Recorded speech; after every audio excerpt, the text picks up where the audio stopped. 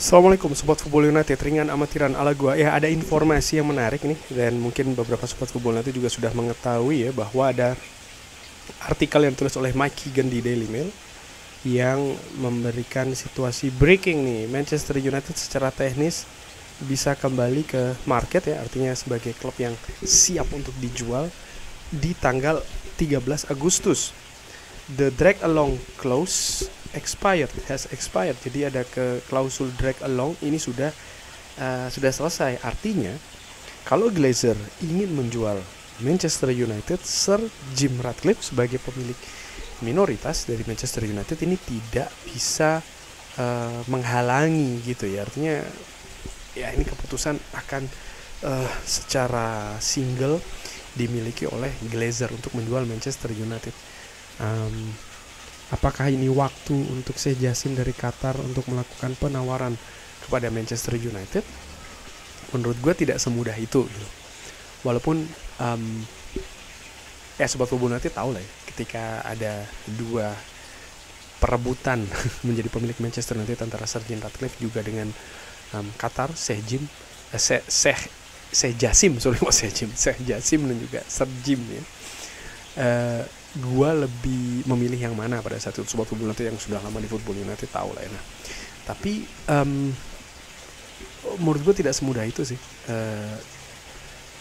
Ketika Sheikh Jassim itu masuk penawarannya, pada saat itu memang Glazer sudah membuka duluan kan ya, pintu untuk menjual Manchester United, baik itu secara utuh maupun secara sebagian.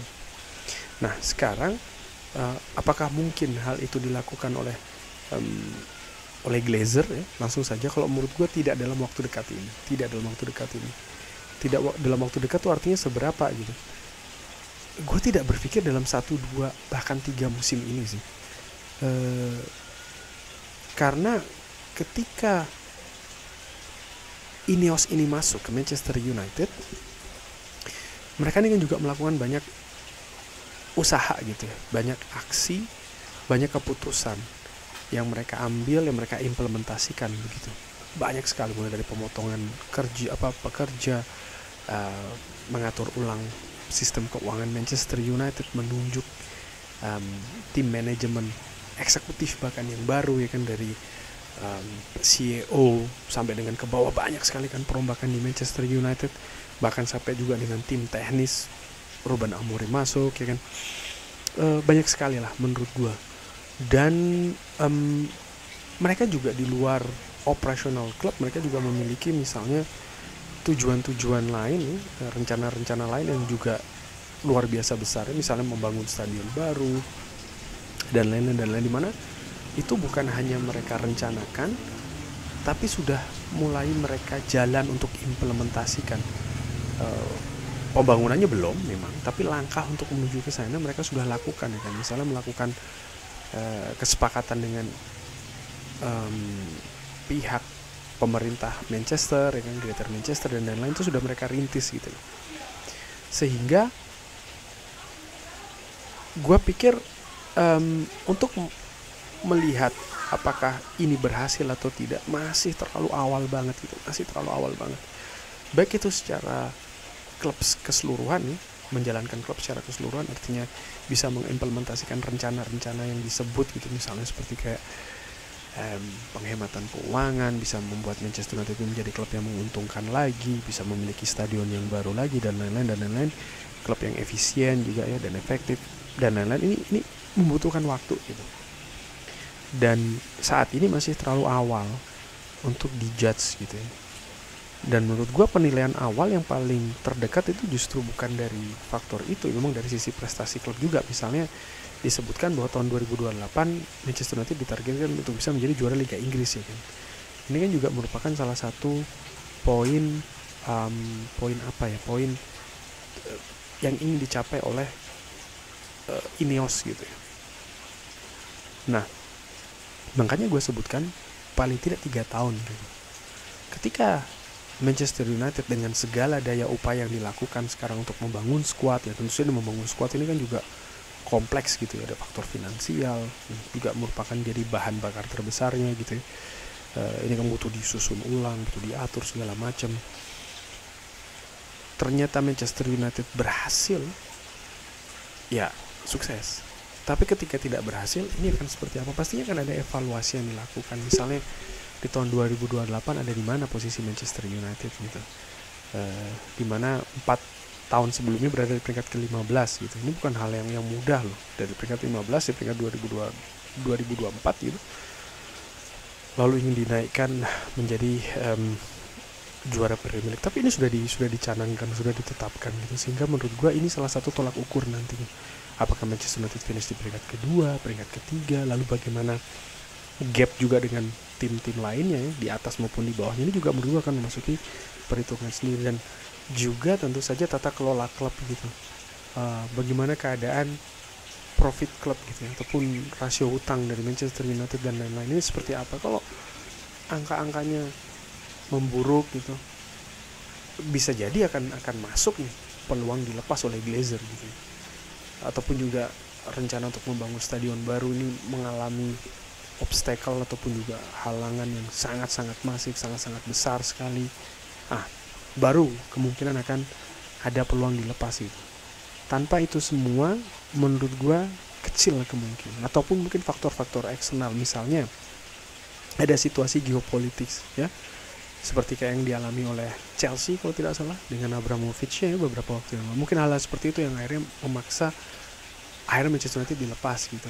Atau faktor-faktor eksternal lainnya lah yang macam-macam sebenarnya. Tapi itu kan kemungkinan juga tidak besar, walaupun tetap bisa terjadi. Tapi tanpa hal-hal yang masif seperti itu, baik secara internal maupun eksternal, gue pikir Manchester United masih akan terus di tangan yang sama gitu. Artinya di tangan Glazer. Gue justru berpikir peluang yang lebih besar daripada Qatar ini masuk adalah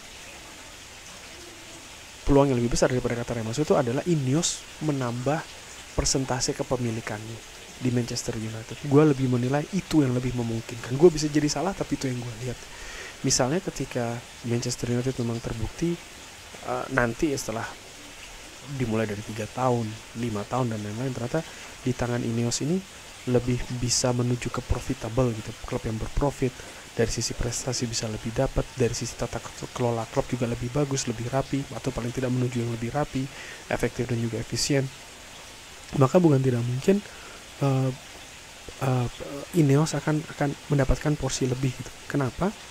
Salah satu alasannya adalah bukan tidak mungkin selama perjalanan dari tahun ini ke 3 tahun ke depan ataupun selanjutnya, investasi akan disuntikkan lagi oleh Ineos, dan biasanya ini akan mempengaruhi persentase kepemilikan dari Ineos di sebuah klub gitu.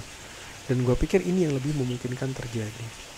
Lalu mungkin ada juga yang mempertanyakan bagaimana kalau seandainya Qatar datang dengan angka yang terlampau, dengan angka yang fantastis gitu, angka yang besar sekali.